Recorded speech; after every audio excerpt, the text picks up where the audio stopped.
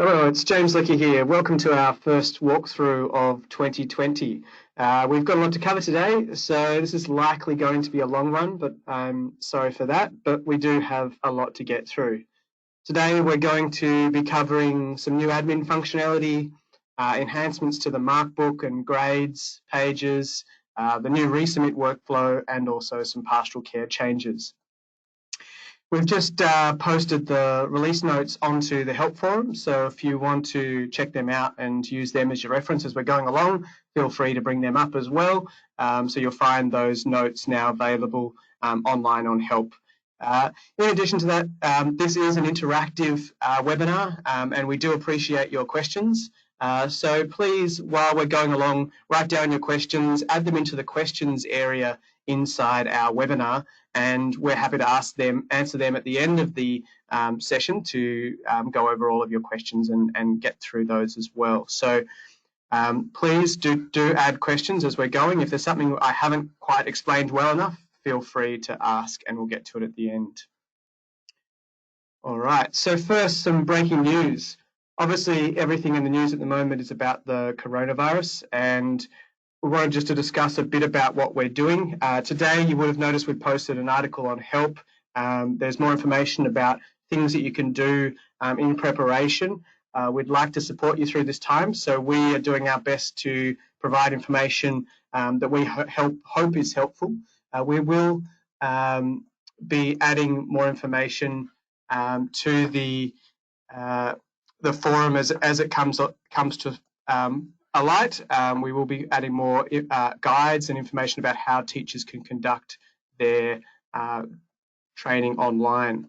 One thing that we are doing as a team is building a new feature for you. So we're fast tracking this feature into this release, in fact. It's going to be a new emergency alert news feature that will allow you to post news and have it stick to the top of the news and also go out through all the notification channels that are available to us. So we'll automatically push to instant email and mobile phones immediately. I don't have that available today. The team's working on it right as we speak, but we are going to fast track that feature through to be part of this release as well. We think that's going to be really helpful in your preparation and also to support you in communicating to your community what's going on with the coronavirus at your school. Okay, let's get now into the actual walkthrough part of this presentation. And I'm going to start in the admin system. That's normally where I start with these walkthroughs. And we're going to go and do a quick walkthrough of some new features in the admin system. Firstly, we've done a lot of spring cleaning to the release, the notes to the settings within the system. So inside the settings area, I'm not going to go through all of these, but we've updated a lot of tool tips and a lot of titles to make sure that they're clearer, helping you get more information about what's going on in the school.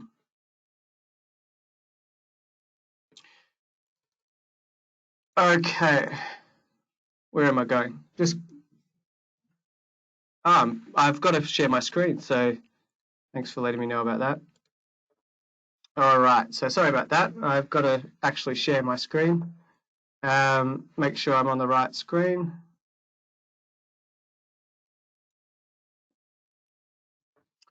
Okay, there we go. So we'll now quickly get on with the showing you through the area. So one of the changes we've done in this area is the lists system. So for a long time now, you've been able to modify and edit these lists in this area, but we've added some new extended functionality to this. We've added the ability to delete items from this list. So if you've got classes or year levels or campuses or even work types that you're not using in the system anymore, you're now able to delete those via this interface. You'll also notice that there is a sequence handle here, which will allow you to adjust the sequencing of these items. Okay, so that ability has been added to a large percentage of all of these types now. So you're going to find delete and resequence has been added to all of these. So that should give you the full capability to clean up and look after these areas if you need to. Next up, we're going to talk a bit about what we've done to our import and our Cloud SIS APIs. So Cloud SIS APIs are becoming more and more a common theme for us. As our integrations move towards the cloud and we're integrating with more SIS systems in the cloud, we're having to deal with pulling data via the internet into Schoolbox.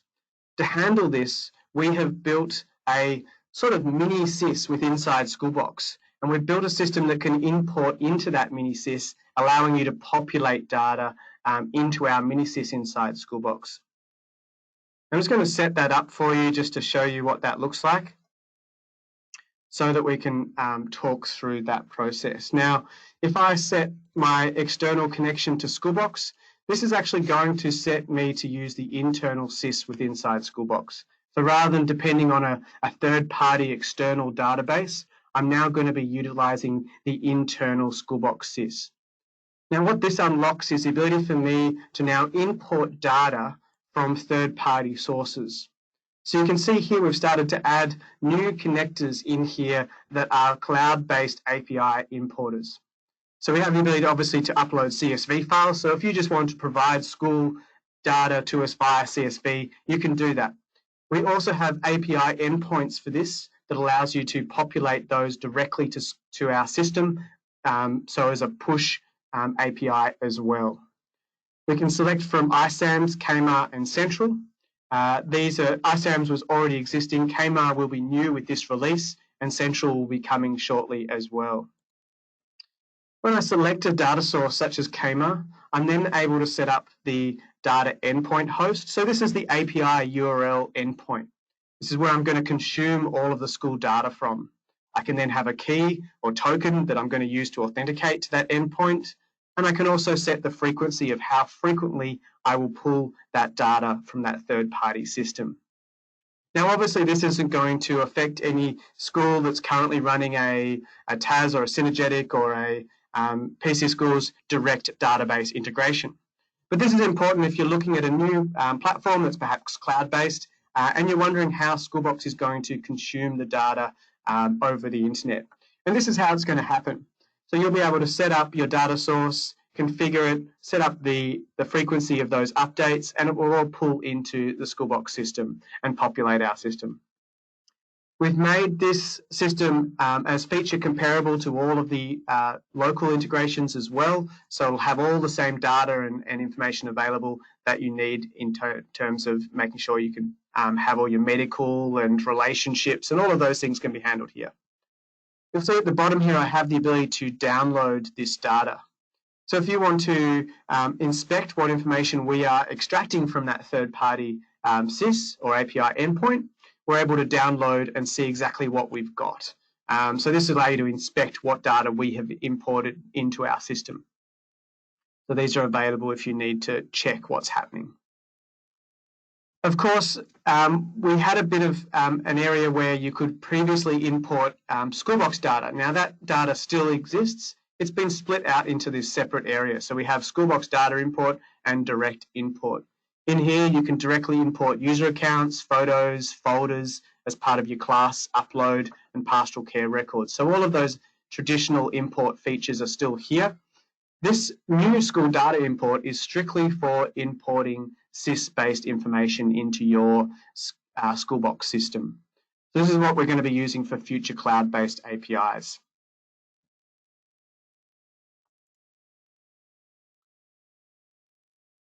Okay, let's move on now and start looking at the next area of the system, which is going to be the pastoral care system. So with the pastoral care system, we wanted to, I guess, support our NCCD usage within the pastoral care system, or the ability for our pastoral care system to capture NCD reporting information. To help support that, we identified that the tag system was a bit too, I guess, ad hoc, in that it allowed the person creating the records to create the tags they wanted at the time they were creating the record. But many schools gave us feedback that they wanted to control those tags. They wanted to have specific control over what those tags were when they were used, and not specifically allow people to create them. So now you will find that tags can be managed within the lists area. So if you come into the pastoral record tags, you'll now be able to see and create pastoral tags directly in here. You can add and delete rows from here as necessary. In addition to this, you'll be able to couple this with the setting inside the pastoral system. Just find it. Yep, pastoral care. Allow staff to create pastoral tags. By turning this setting off, you'll now lock tags so that only tags created within the admin system will be available to use on pastoral records. So you can more formally capture and set those pastoral records. If you want to continue to have the existing behavior where tags are free form and anyone can tag an article, a record however they like, you can leave this on. But if you want to lock those tags down, you can turn them off and save this setting here. And now as I go and create a pastoral record, that pastoral record will only have access to those tags. So if I'm going to create one, NCCD, when I get to the tags section, you'll see that it automatically pops up and suggests the available tags. So it's going to suggest the top 15 tags that are available. Obviously, I can still search for tags and find just the one that I'm interested in, but it is going to suggest tags as well. This is designed to help you make sure that you're getting the right adjustments attached to your NCD records. Of course, this can be useful across the pastoral system in many ways, but we hope that this really specifically helps with that NCD capture. So while I'm in the pastoral system, let's talk about a few other features that we've added into the system. I'm just going to log in as a teacher here. And in the pastoral system, we know that it's been really popular. We've had thousands of records being added every week. And with the volume of records that are being created, obviously there's a large amount of information to pass through. And we do believe, although we have the notification system, we believe that the report builder is really a great tool to sort of cut and slice that pastoral data into readable chunks. And so in that mind, we've continued to improve the report builder. So if I go into the report builder here and create a new report, we've now added the ability to select a relative date range. So previously, you could only set a fixed date range from and to. So this sort of made it fairly limited to your use cases. You could only really set it to be something, and if you wanted to update it, you wanted to use it over time, you had to keep updating it. Now, with the relative, you select the period that you would prefer. We have this year, this term. This term is relative to your configuration within Schoolbox, by the way, the terms that you have defined within Schoolbox. 6 months, 3 months, past night, fortnight. You choose the date range that you want, and over time this will continue to evolve, so you'll only see records within that range. Okay.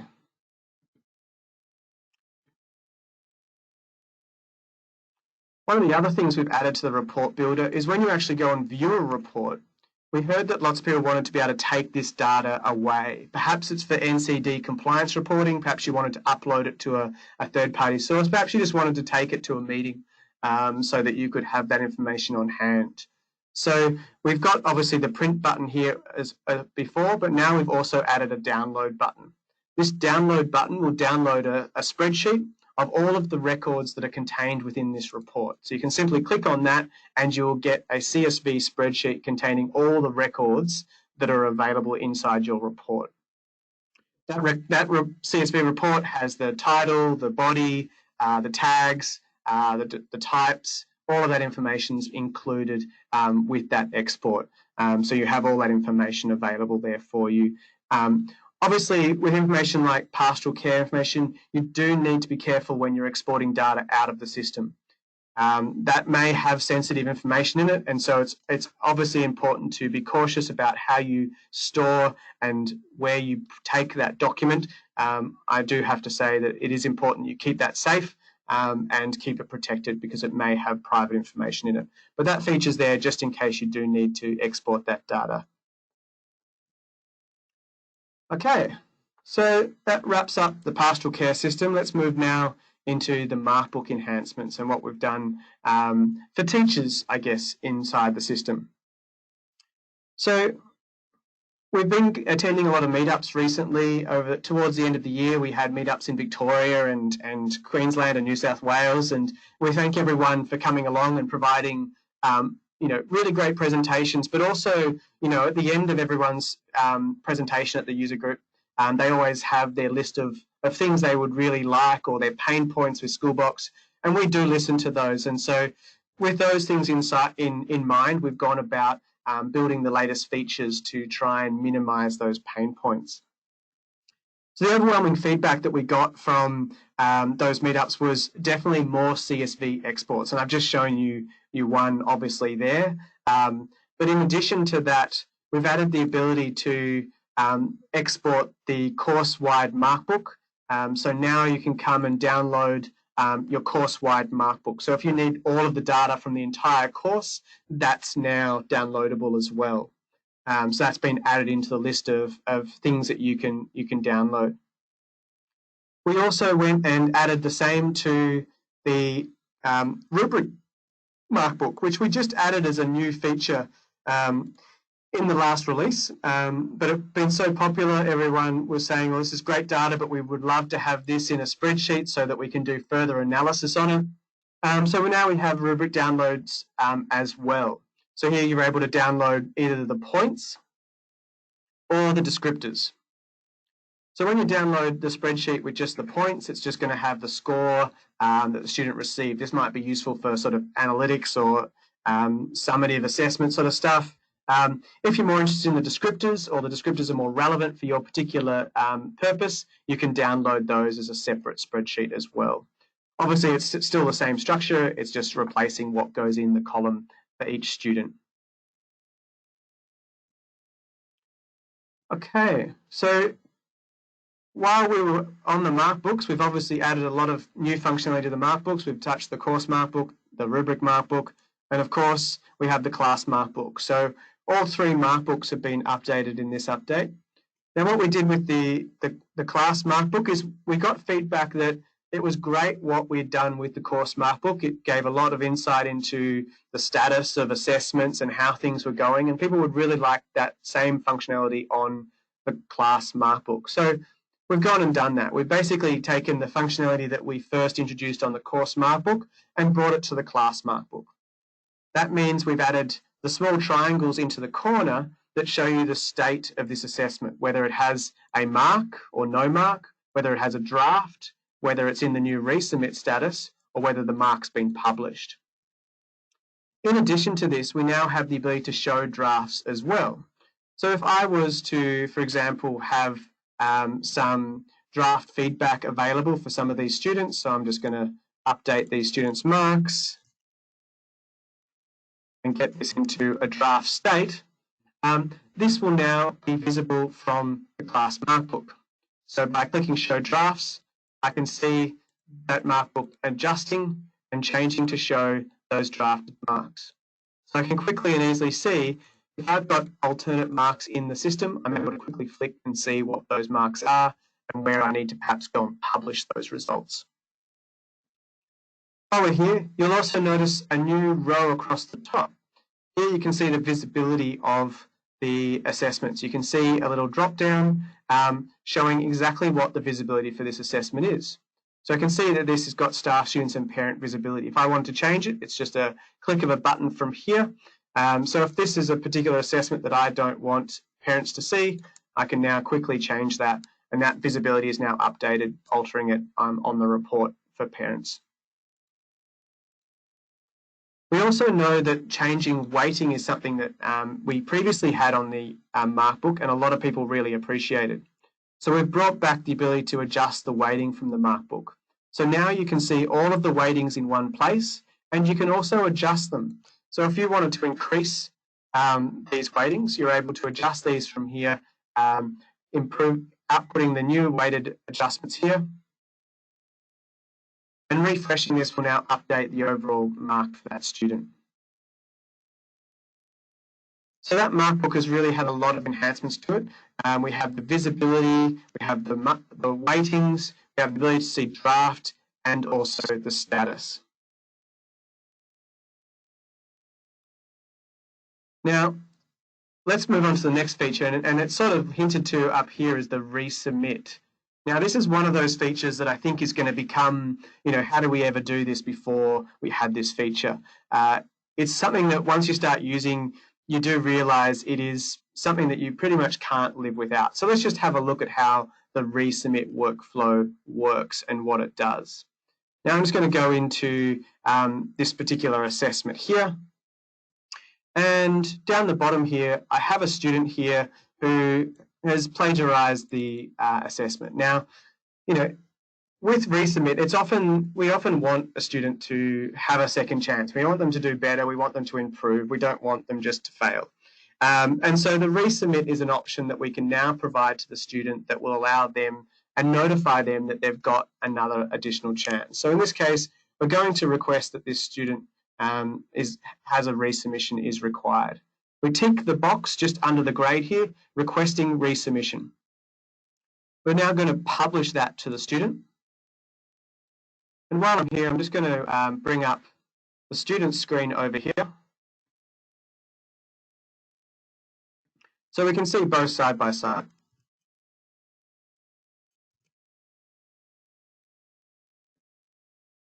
Okay, so as a teacher, I've now requested Miss Amelia White has a resubmission required. So I can see that state here on this submission.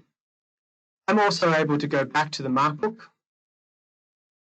And on the markbook, I can see that that particular student has a resubmission required. The red triangle here is indicating that resubmit state. In addition, you'll notice a small I here. And what's happened here is that we've automatically detected that this particular assessment has passed its due date and late date, meaning the student is no longer able to submit. So what we've done is we've created an individual learning plan for that student, and we've given them an extension. We've automatically created an extension for them, so they have an additional week to now resubmit that work. That setting, that week period, is configurable within the admin system, so you can go into the admin system and define how long you want that resubmit window to be. We obviously think that will be a school policy that you will agree on, but 1 week seems reasonable for a student to resubmit within. After that date, obviously, they will no longer be able to submit. Of course, if you wanted to, you could always go in and modify that at any time to adjust that individually for that particular student if you wanted to. But we just saved you the effort having to set it up in the first place by creating it. If the assessment hasn't finished yet, for example, if it's perhaps just a draft or you're doing a review process, you can still use the resubmit feature. It just won't ask the student to, it won't create that extension for the student. It will just expect they hand it in by the due date still. If I look at the student's view here, I can see that the student has received a notification and has been requested to resubmit the essay. So the student immediately gets a notification asking them to resubmit. In addition to that, on my upcoming due work list as a student, the essay is now the top level item at the top of the list saying resubmission required. So I don't no longer see it's due, it's now just resubmission required. As a student, I'm able to go into that submission and see obviously it's late, resubmission's been requested, so I can clearly see that I have to do more work here. And the create submission button is now available. So what's happened is if this was a single submission box, we've now reopened the submission box as well. So we've allowed the student to resubmit a second time. Even though they've already submitted to this submission box, by creating a resubmit event, we are opening the submission box again for them. Obviously, we sort of had a workflow where you might delete the student's submission. That's no longer required. The issue with that, of course, is you lost that student's original submission. Now, you'll be able to ask them to resubmit and you will still hold their original submission. You'll just get them to submit over the top of that submission as well. Okay. So that's the resubmission workflow. I really think that's going to be something that is going to help a lot of teachers. Now, finally, and probably the area that we've worked a lot on, and let me just get the right window because I've just swapped windows. About this. I'm going to log in as just have a look at a student here. So for the last sort of feature we're going to be looking at today, we're just going to have a look at what we've done with the grades area.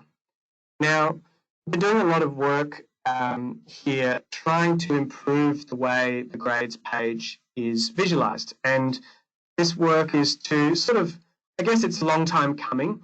We've done a lot of enhancements to Schoolbox over the years, and the grades page hasn't really kept up to date with a lot of those changes. So things like rubrics, projects have all been added into the assessment capabilities of Schoolbox, but haven't really been visually communicated via the grades area in Schoolbox. So parents and students have sort of not really been communicated to about all of those different features.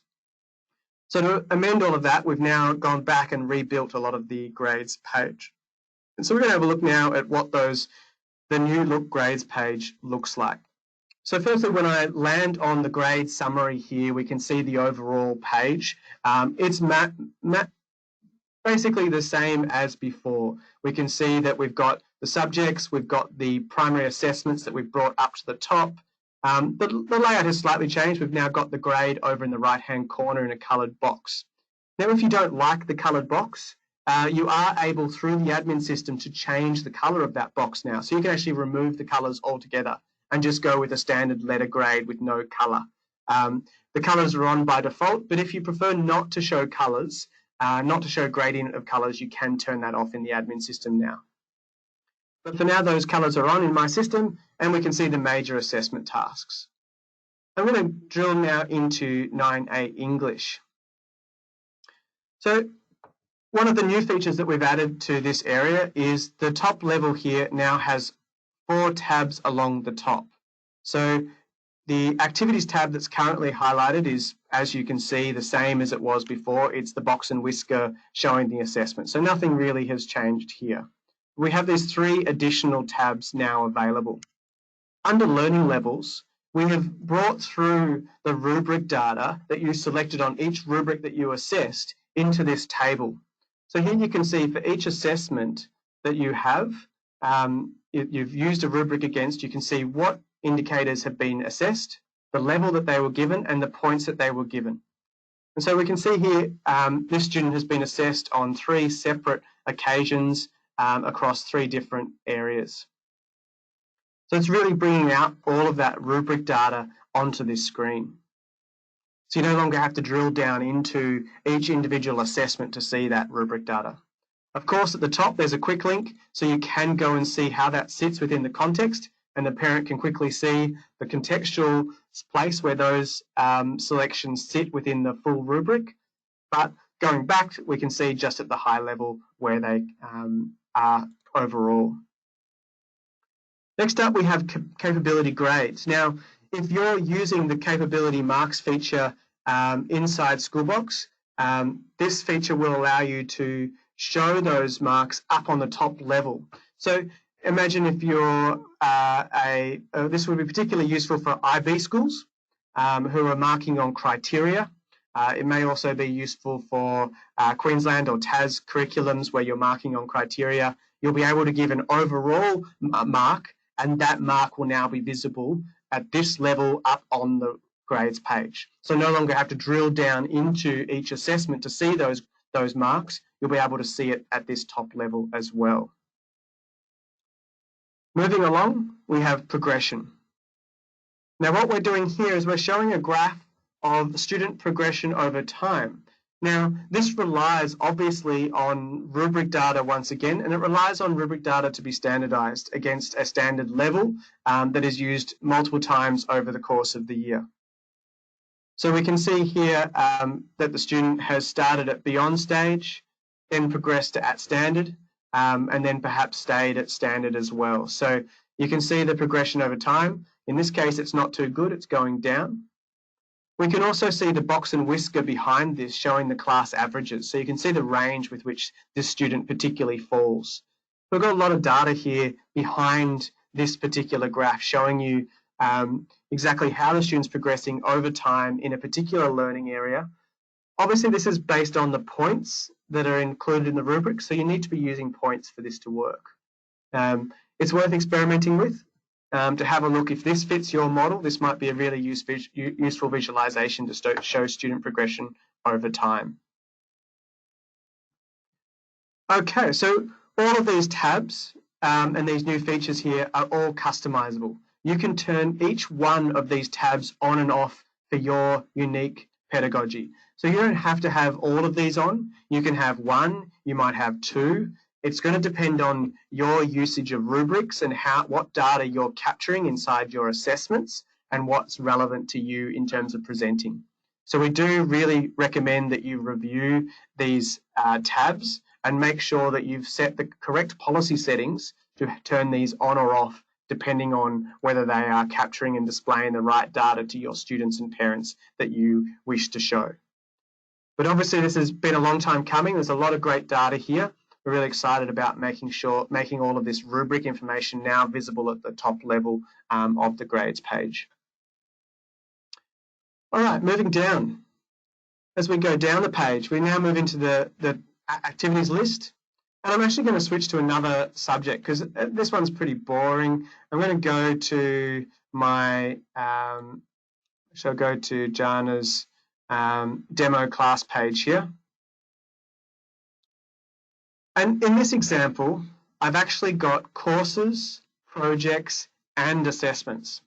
So we can start to see the structure of how things are organized into projects and organized. So each unit within my list of assessments is broken down, so I can expand and collapse the assessments, much like the course outline component that you see on your class page. This is a very similar layout.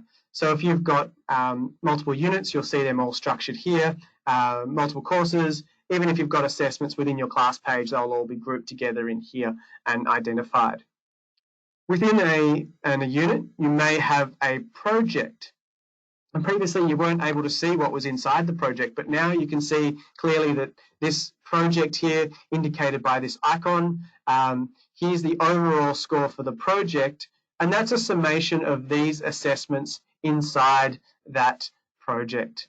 So these assessments have all been summated together to give that overall mark for the project. So we can now clearly see that from the grades page.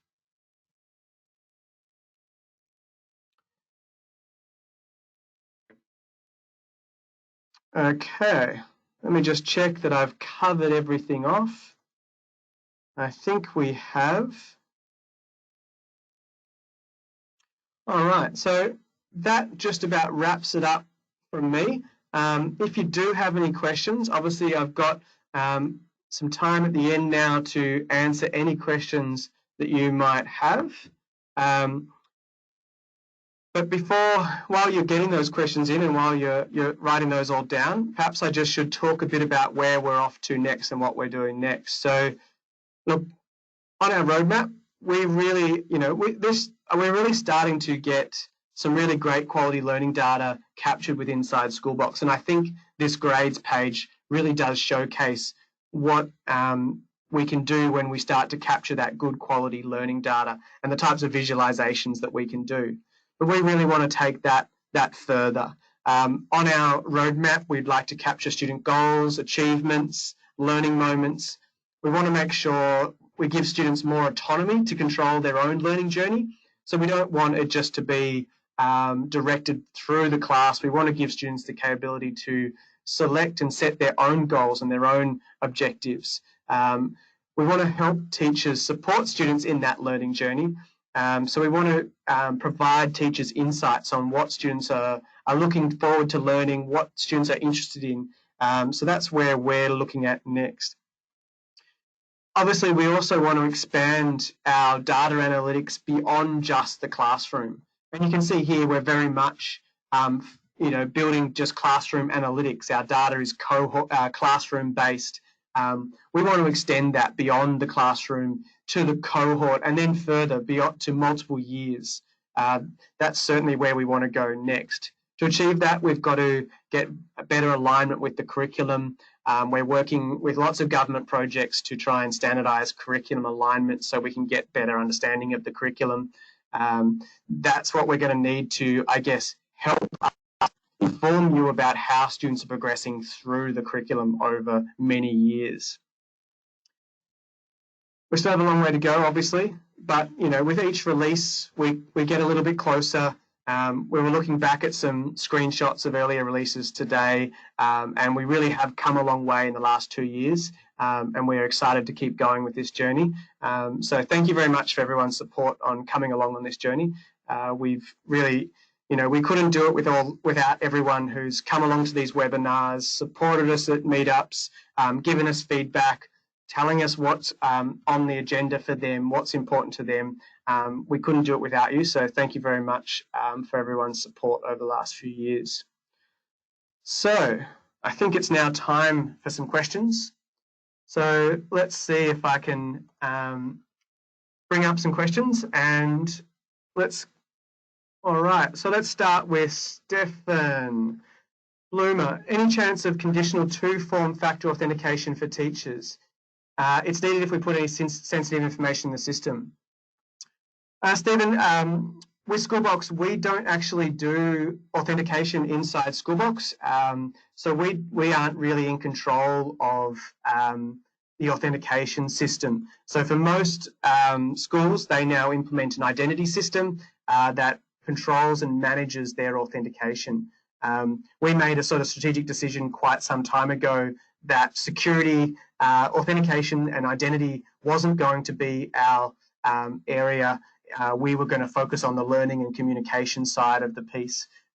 So at this stage, we don't have any plans to move into the identity space or into the authentication space, but I can make recommendations on many products in the marketplace that can meet your needs and deliver two-factor authentication for schools.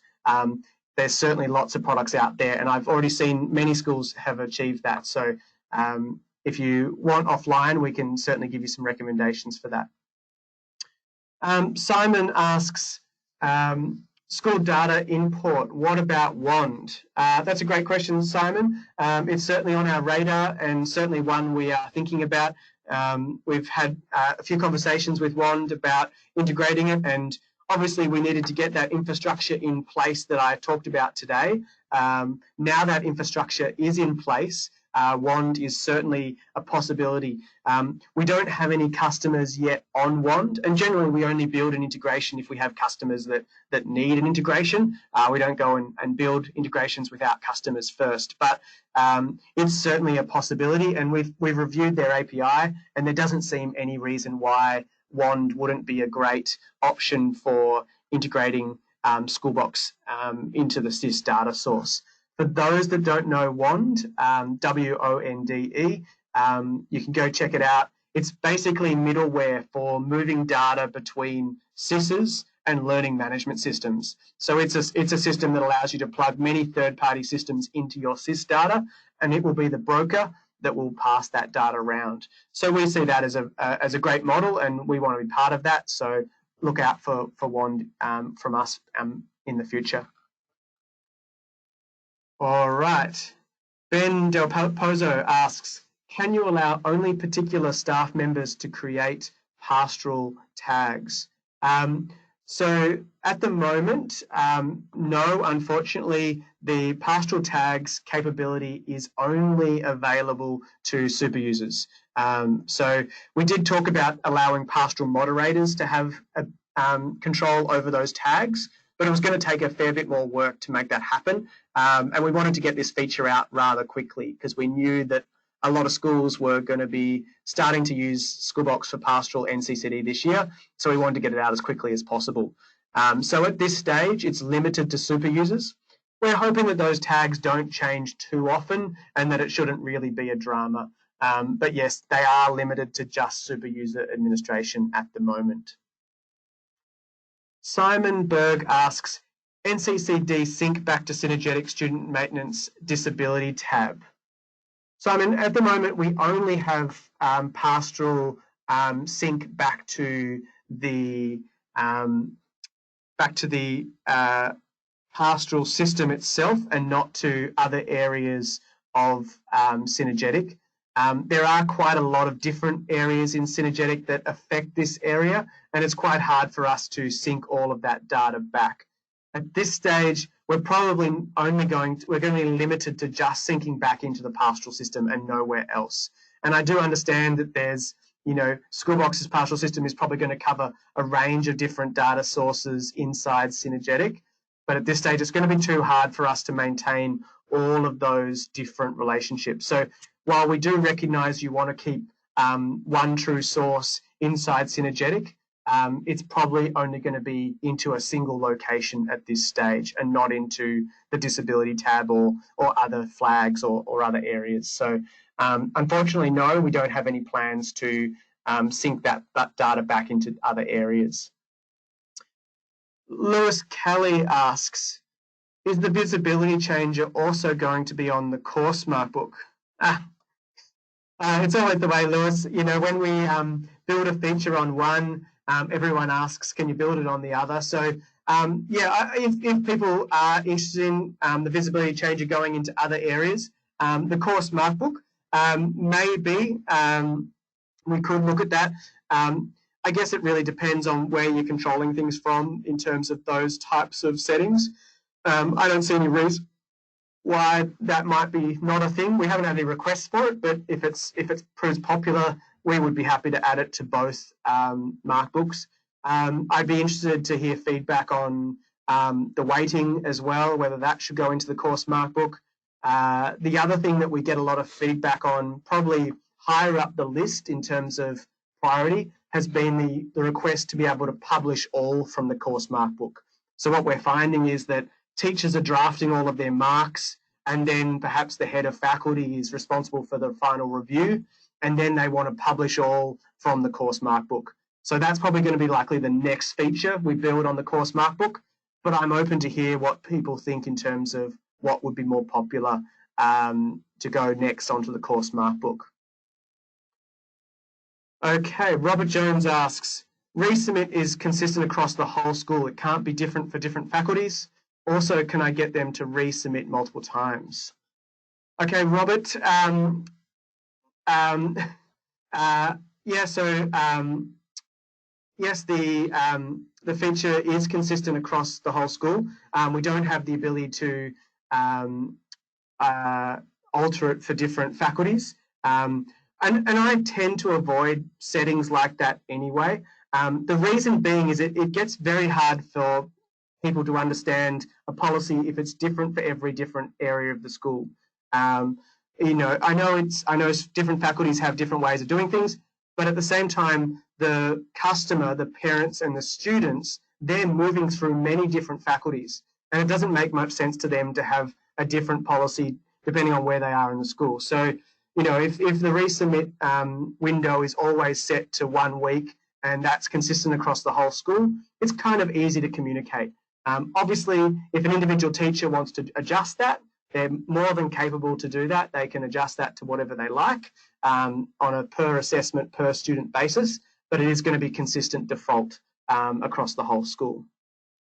The second part of your question, can students resubmit multiple times? Yes, of course. So just as we had previously, the submission box sort of workflow is a history. It has a history of elements in it, and you can have a student submission, a resubmit request, another student submission, some feedback, another submission. It is an ongoing discussion, collaborative space, and we really do want it to be like that.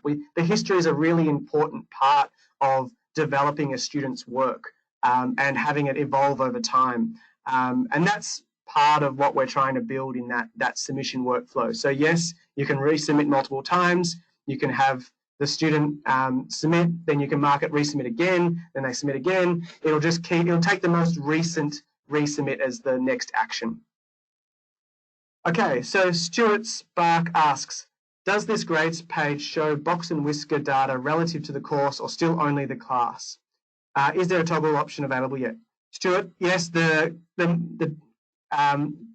box and whisker data is still only relevant using the class data. I've discussed this before. There is some challenges with doing course-based ones. We do think this is going to eventually be an option, and I mentioned it sort of in my roadmap that we do want to get to the point where we can show more cohort-level analytics, but at this stage, it's still very much class-specific. Yeah, unfortunately, we haven't got to the point where we can consistently show cohort-level analysis, but we are getting there, and the uptake of the course-wide markbook and features like that are really showing us how consistently we can get our assessment practice at a faculty level, at a cohort level, and that has then obviously opened up the pathway to be able to start to create analytics at a cohort level. We're not quite there yet, but we think we'll be there very soon. Okay, Christopher asks, could you please explain any permissioning around rubric setting and mark publishing? E.g., if I'm a head of department faculty, how can I manage publishing permissions on behalf of my staff? It's a good question. So I'll just go back to the screen here and we'll talk just quickly about the grades markbook, of course. The visibility of the rubric is obviously dictated by the mark publishing. So we call it feedback. It's the idea that we've given feedback. The rubric is part of the feedback. The feedback can also include inline comments on a document. It could include a mark. The whole thing is what we call feedback. Now, if I look at the class markbook here, there's two parts to students being able to see a rubric. The first is the drafting phase. While my feedback is in draft, only the teacher can see it. Only teachers can see draft marks. Once it has been published, it's then visible by the people who can see the assessment. So if the assessment is staff only, even if it's published, it will only be visible to staff. If it's visible to staff, students and their parents, it will be visible to staff, students and parents. So you've got sort of two levels for controlling the visibility. So you can both use the drafting phase, and we recommend using drafting for your review phase. The reason for this is that it avoids creating a revision or history of all your changes. So while you're doing a review, you might have it in a staff review process, perhaps your faculty's reviewing it. You keep it in draft mode. You do not publish. Once you've done that review, you're head of faculty, you press publish, and it will then go to the visibility set here to all staff, students, and their parents. So that's basically how it works. So there's really just two parts to it. So hopefully that helps you understand the differences. Luke Robertson asks, are you able to display staff schedule from Synergetic to students and their parents, and an ability to mark attendance? Okay, it's a bit off topic, but I'll answer it. Yes, staff scheduler data will come straight through to Schoolbox. The way that it comes through is on the calendar. So if you go into, this is really off topic, but it's a good question. If you go into, so this is just for Synergetic schools, by the way. It also works for TAS schools as well. Not quite the same, but similar. If you go into calendar and go to subscribe, you're able to tick on external database as an event source. What this will do is bring in data from your SIS into your calendar. And in the case of Synergetic, that will be staff schedule events, and they will appear on the student's calendar if the student is involved in a staff scheduled event. So that's how you bring in those events. So the second part, can you mark attendance on those? No, unfortunately, we don't have the ability to mark attendance on staff scheduled events. You'll have to do that in Synergetic. Okay, Robert Jones asks, can you speak to what is included in the web-based SIS integrations? Okay, sort of covered this a bit, but I think the best way to sort of cover what's included is to perhaps for me to download this CSV here and open it up and just show you the types of data that's included in these. So this is all the data that we sort of import in. Everything that the SIS integrations are capable of is now available via the web-based SIS integrations, except for real-time write-backs, okay? So what that means is data for data, they are equivalent. So you can have the same data set available via a web-based SIS integration as you could via a SIS integration. So by and large, they're compatible, they're the same there. The differences primarily are the speed at which it updates. So obviously a real-time integration is real-time. So changes made in your SIS appear in Schoolbox immediately. Whereas with this, it may take a couple of hours for the batch import to work. The second issue is write back. So currently there is no capability to write back to web-based SIS integrations. We do have write backs for certain integrations into Synergetic. Those are currently not possible over the web-based SIS integrations. But, you know, I think that they will come, and over time we'll start to see more and more. There is no doubt that the cloud migration is beginning, and I expect to see more and more SISs offering cloud-based solutions, web-based APIs. You know, this is the year that it's going to happen. You know, previously I've said it's not really ready yet, but I think now we are in a position where we're starting to see that transition, and I expect to see more and more announcements about web APIs becoming mature, being available from all the SIS providers, and being our sort of new primary way of integrating. And what that's going to enable is obviously Schoolbox to be cloud-based, your SIS to be cloud-based, and so no longer will you be required to host and manage those instances. It'll all be done via the cloud. So I think that's definitely a possibility and something that will be happening over the next couple of years at increasing frequency. Matt Myers asks, the possibility to add subject name to include and identify multiple subjects in a markbook. Oh, I don't really know how to answer that question, Matt. I think you should be able to do that already, but I'll probably need to take that one offline for you and ask you a bit more about that. But yeah, I think you should be able to do that already. Moving on to Jared Dunning. With the markbook, can you determine averages for a section, category, or even down to rubric question level? E.g., teacher wants to know across class or course which areas they are doing. It's a good question, Jared. So inside Schoolbox, we do have a course learning area, analytics. So you can go to learning analytics. And in here, you're able to see how you're progressing through units, which indicators you're doing and what you've completed. This isn't a very good example. I'll try and find a better example for you. It's a better example. So in here, you're able to see learning analytics. So from here, you can see what areas have been covered, how assessments have gone. You can see what areas have been covered. This is obviously at a cohort level. You can look at a class level as well, so you can filter it to a specific class.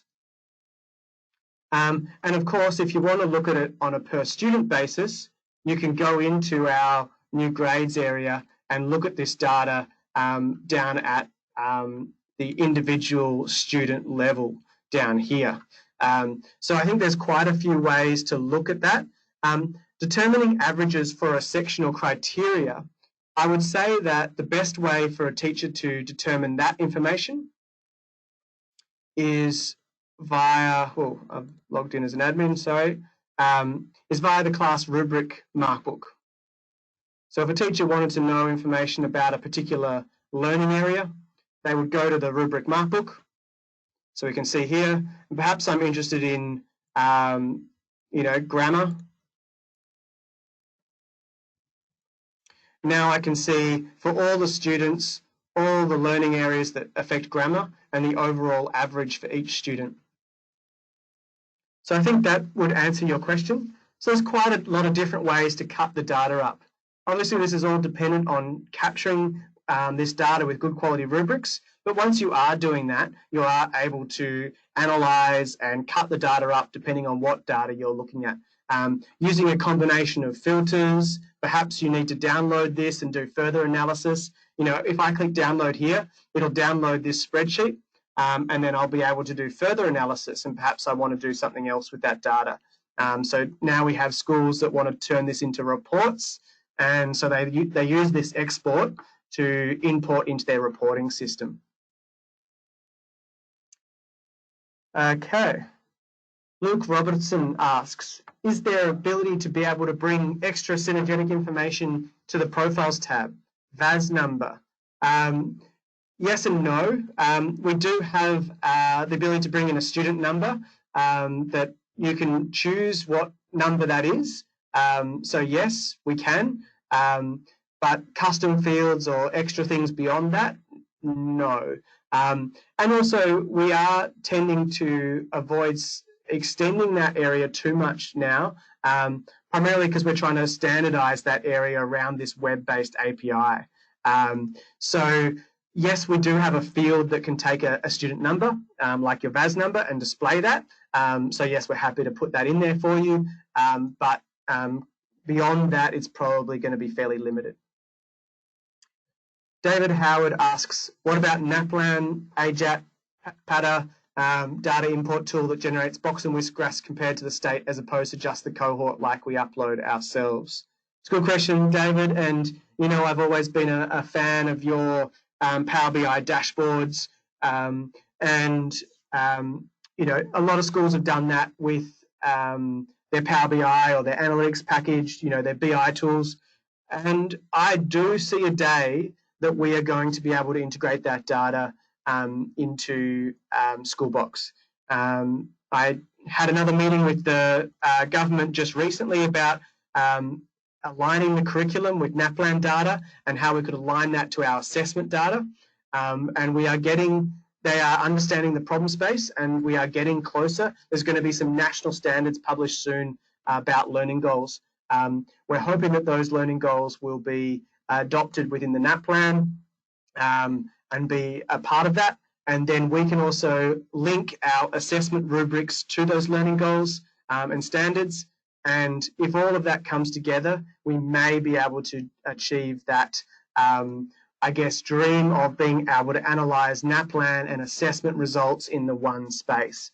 But at the moment, they are still very separate data sets, and putting them together doesn't really make sense. But it is very much, I understand, a need for many schools to have that NAPLAN data, the attendance data, all of that data available on the student profile, and we are very much on that. We see that as the future as well, and I want to make sure that happens in the future. Okay, Ben Del Pozo. If students don't upload a task that is set for uploading, can you still mark against the rubric for K1 and 2? Yes, of course. There's no requirement that students upload to mark them.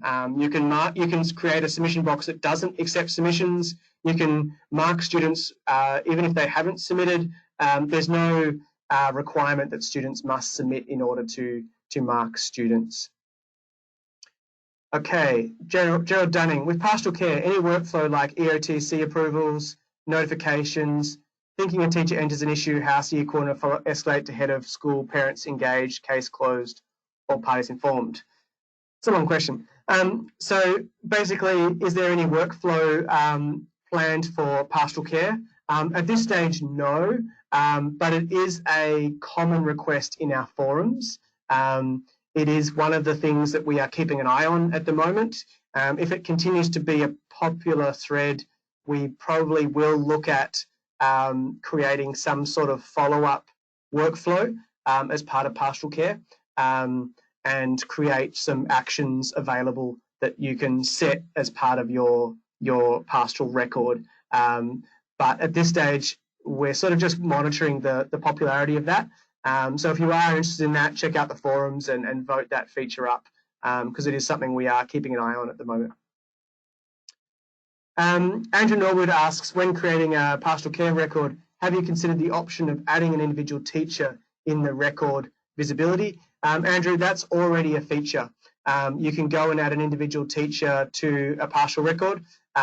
We don't recommend it per se because it gets difficult to manage, but you can, of course, do it. So when you create a pastoral record, you can add an individual person into the visibility. Luke Robertson asks, can you talk about detentions?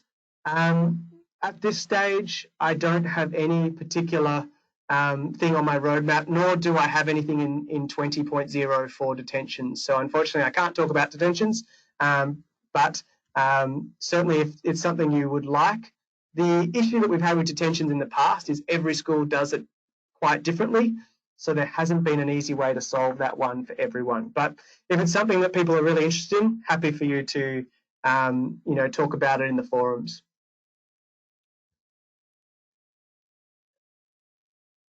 Got more feature requests. Laura Sycamore would love to export from the assessment calendar.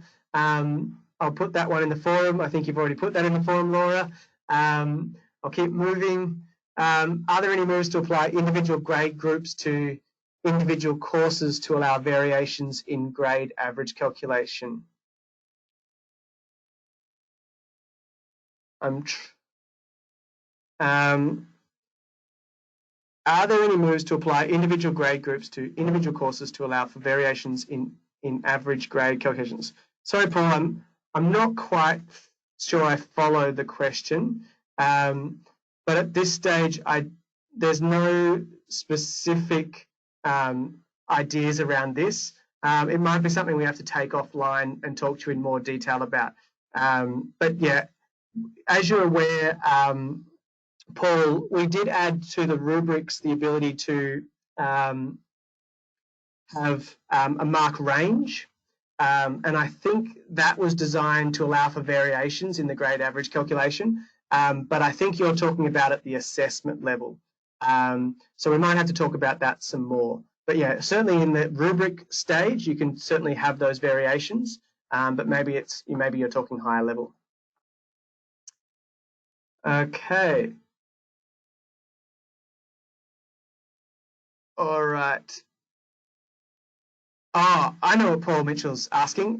Sorry. Yeah, thanks. My team is just reminding. Paul's asking whether you can change the average grade calculation at different year levels. And yes, that's on our roadmap for the next release, in fact. So what we're going to do for the next release is add to the year levels the ability to control what grade average is calculated per year level. So if you want to have a percentage for year 10, but you want a letter grade for year 11, and you want a different grade system for junior school, you will be able to do that in the upcoming release. So well, that's not this release, 20.0, but in the next release, we're hoping to add that functionality. So yes, thanks, Paul, for that question. We are actually going to be delivering that soon. Well, we've got lots and lots of questions coming in. It's great interaction. Thanks, everyone. I've got about 10 minutes to go, so we'll just have a few more questions. So thanks, everyone, so far. It's been great. I really love the participation and the questions. Hope you're getting lots of value from it. We'll keep going with a few more, and then we'll wrap it up. Okay, Adina asks, is there a way to limit visibility of assessment tasks or due work by campus? That is by primary or high school. For example, we don't want parents to see due work primary assessments for the primary school, but still want high school parents to see high school. Of course. So visibility is set per assessment. So of course you can set it different by campus or not. So if you want, if you don't want any assessment tasks to be seen in the primary school, just set the visibility to not show to parents. And in high school, you do just set the visibility to parents. So obviously, because it's configurable at an assessment level, you've got control right down to the very lowest level. So you can control that per assessment. You don't need to control it up at a campus level or anything like that. That's available all the way down to that assessment level. Lisa Dumich asks, will the downloaded spreadsheets retain any leading zeros for the student code in the TAS ID field? Preserving these, This is an issue with Excel. Obviously, Excel we actually do preserve the leading zeros, but of course Excel strips them. Look, we'll have to have a look at that, Lisa, for you. I haven't specifically done any work to prevent Excel from doing that. I know we did some work to prevent Excel turning total marks into dates, another one of its fun tricks that Excel likes to pull. Yeah, unfortunately, we do have to work with some of the bugs in Excel sometimes, but we'll try and do our best to preserve the data in a format that doesn't get manipulated by Excel. Yeah, in the meantime, I can strongly recommend open source alternatives like LibreOffice. They work really well. But yeah, we will try and do our best to preserve any data so that Excel doesn't fiddle with it. Lisa then asks, when marking work, it would be great to be able to easily see the details of the work, especially if you have multiple items of work with similar names, e.g. homework week 1, 2. At the moment, the workflow is the 3 dots menu and modified task. A drop down or quick reveal to see the description, and if there are any attachments would be wonderful. I'll take that as a feedback request. All right, I think we've got all the questions. That is great. Well, thank you everyone for your time this afternoon. I hope you're excited and looking forward to the version 20 release. The schedule at this stage is we will be rolling out this release to your development staging servers over the next couple of days. So look for it to be updated onto your staging servers very soon. So we're hoping that rollout. We're going to do it, piece by piece. We don't like to do them all at once, so that we can monitor and track if there's any errors that occur. So we'll be doing those chunks by chunk. But over the next couple of days, you should start to see your server upgraded to 20.0. Following that, we expect to have 2 to 3 weeks of a beta period, and we're hoping then to go with a gold release before the holidays. So we'll hopefully have this out ready for upgrade over the Easter break. And considering that we're going to have that important feature for news, we're expecting that a lot of schools are going to want to update fairly quickly. If you have any questions or you need to get support from us, our support team's always available. Of course, if you want to talk strategy or you want to work out how you're going to handle all of these changes in terms of a continuous reporting practice, you might be looking to engage with our professional services team. So I do highly recommend, if you're struggling with how this is all going to work within your school and you want some consultation, give us a call, get in touch with your account manager, and we can help set you up with a professional services member to come out and help strategize how you might implement some of these changes. So thank you very much, everyone, for your time. I look forward to seeing you all soon. This is James signing off. Thank you very much.